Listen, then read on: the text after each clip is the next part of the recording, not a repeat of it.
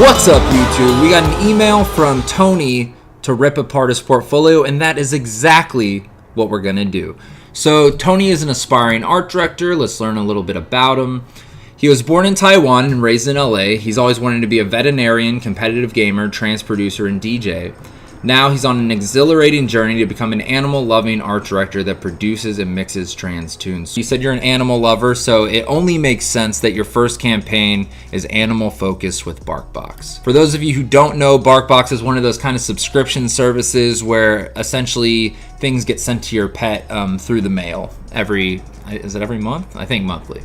If you're not sure whether your pet likes you, you probably own a cat. A dog, on the other hand, will love you unconditionally, regardless of how lame you are. They're just that awesome. I agree with you, Tony. Logo redesign. Original, new. I love it. I love how you incorporated the dog into the A, and I also love that you made this custom typeface that is still playful like the brand BarkBox. BarkBox is a very playful brand that is very approachable, and you kept that same tonality and elevated it to a whole nother level. So I really like what you're doing. I think you should send this to them and tell them to use it today, for a cost, of course. And then you start to go into a campaign. So this is something interesting, Tony, is that not a lot of students do a logo redesign for the campaign that they're actually working on. I'm sure you started to, art direct some of this and you're like, I hate that BarkBox logo, I'm gonna redo it.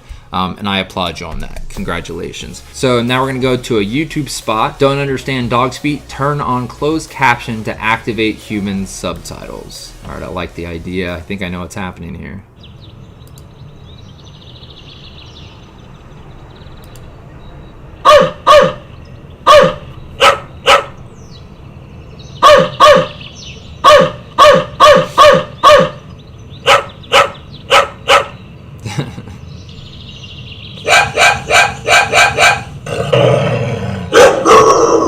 Oh, that's mean. Alright, it's cute. It's a good idea. It's something I haven't seen before, which is that you had to turn on the closed captions to understand what the dogs were saying, and I think that's a really smart idea. The only thing I would say, if this video were to live anywhere beside your site where it doesn't say to turn on the closed caption, the user would need that to understand the ad. So I would just have a little subtitle at the beginning of your spot that says turn on closed captions to understand, and I think that's a winner. So nice job. Let's jump into some pre-roll videos.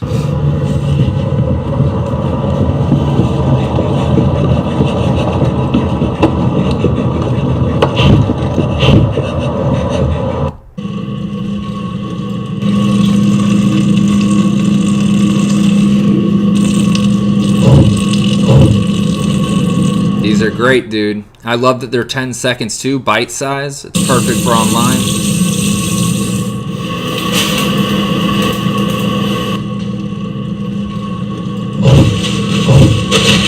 These are great.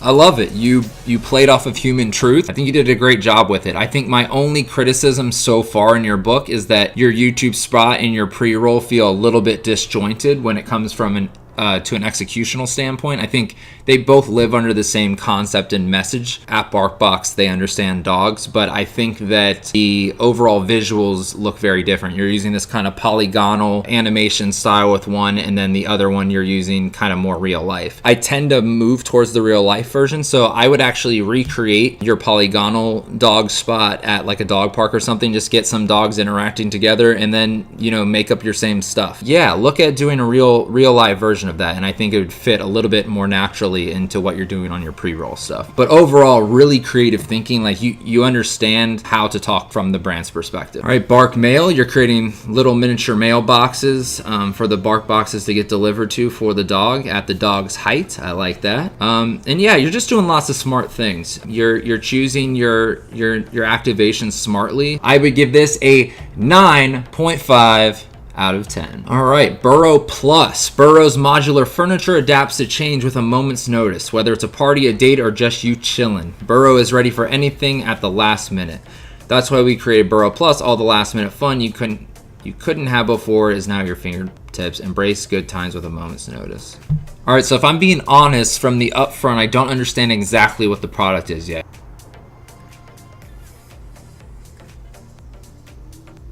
All right, so the app is multifunctional. I kind of get it now. So if you need seating for a party, you can order it through this app and rent seats with whatever fabric color, leg color, and armrest. That sounds a little excessive.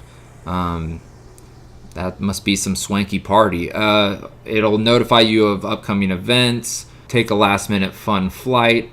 I mean, they have lots of services and stuff that kind of do this already. I guess this just aggregates it all into one kind of spot. So I'm guessing you came up with this company's concept overall. I don't know if Burrow Plus is a real thing. All right, so I kind of get the vibe. You're going after a target that's spontaneous and fun. I think the app is trying to do a little bit too much, if I'm being honest. Yeah, I mean, overall, I like the gradient. It feels contemporary. I know gradients were dead, but now they're back in the new year with the new ad trends going on right now. So, you know, I'm not a hater for it. I just think it's okay. I would just keep finessing, man. Make it a clearer story. Make it easy to kind of go through, as a CD is going to be looking at your book and going to want to know quickly what this is and then what you did. So you should just say, you know, I created an app that aggregates all content so that last minute's a thing of the past. You flexed your UI UX design skills. A good way to test this is even grabbing some friends and family and being like, do you understand what this does? See if they understand what the product is and kind of what you did for it. It's fine. It's fine. I would personally, from a design perspective and everything, I'd give it go 5 out of 10. All right, one show opioids. Privileged to death. 120 Americans die of opioid overdose every day. However, studies show that doctors prescribe opioids more readily to people of privilege than to anyone else. On the same billboard, one message is displayed to viewers from street level, while another is targeted to people on the penthouse levels. I like the switch from painkillers to killers, and I'm guessing you're using some kind of, you're using a lenticular. It's smart. Now, lenticulars at this scale would be really, really hard to pull off, but, you know, this is pie in the sky concepts right now. That's the best part about being a student, so we won't judge it on that. You know, you're targeting a higher level consumer because of your statistic, and I think that's interesting. I would say from an art direction standpoint, I think this is a little lackluster. It feels very student booky, so definitely mess with your font choices, mess with your layout a little bit better. We created a $1,000 Apple Watch app that functions as a life-saving medical alert system. Through monitoring of the user's pulse and heart rate, it will detect when the user is about to overdose.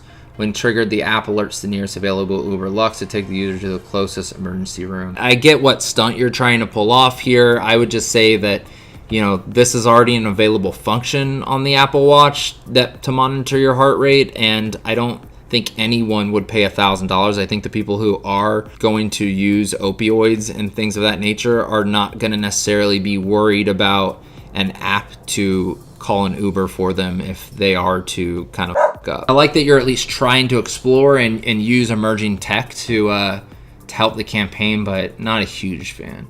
During New York's Fashion Week, we collaborated with iconic designer Sarah Burton to host our fashion show. The models stumbled down the runway, displaying telltale signs of heroin abuse, track marks, and facial scabs. The finale showed a model collapsing. Okay.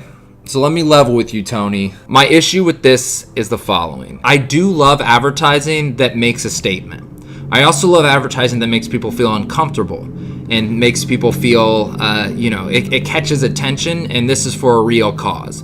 I think this takes it a little bit too far. I know that is a tactic for sure, is that like, wow, grab attention, like how am I supposed to feel about this situation? If you rub a CD or anyone the wrong way just a little bit, it might be termination of your book, and I don't want that to happen to you. So if I'm being honest with you, which that's what I'm here to do, and I don't mean any ill will by this, I would say delete this from your book right now. You know, I could be the only one that thinks this, but I would definitely, if I'm not the first art director to tell you, yo, get that out of your book, then kind of start to, connect the dots. For me, personally, I would give this a 2 out of 10. Purell, you can handle it. We all know that everything you touch has been touched by someone else. Gross. But what can you do? Go through life not touching anything? There's a reason hand is in the word handrail. Purell. All right, so this is great. So this is where the placement of the ad is perfect.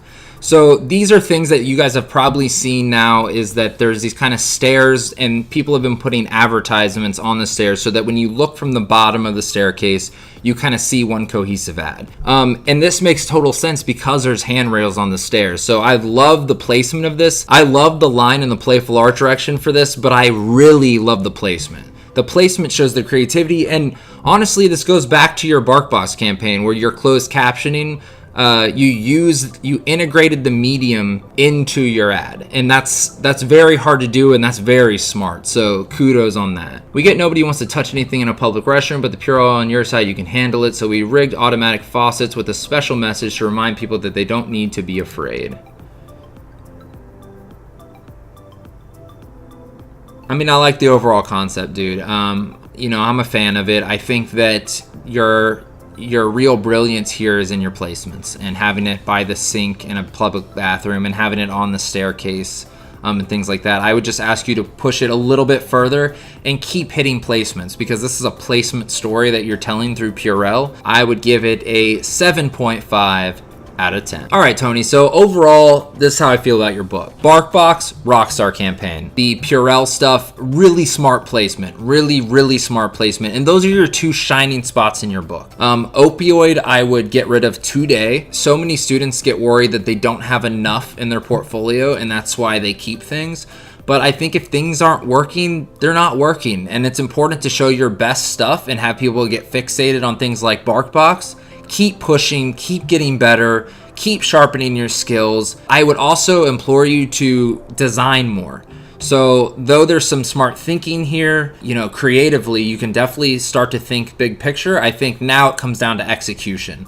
When you're blowing out your campaign, are you really finessing the design to be the best it can be? I like that you're exploring in different mediums. You've got some apps, you've got some spots that you produce, which is nice. Not a lot of students have that, so that's a good thing you got going for you. Please add more campaigns, keep designing, keep pushing, and please send me your book again when you've added some more stuff. I would love to look at it and see kind of where you're going. The BarkBox gives me so much hope that you're going to crush it in this industry. You just got to keep pushing in all the other categories. Your book just needs to start to feel more well-rounded. And once your book feels more well-rounded, people will be confident that you as an art director are well-rounded as well. And that's subject to hire. So keep me posted, let me know. And until next time, I'll see you later.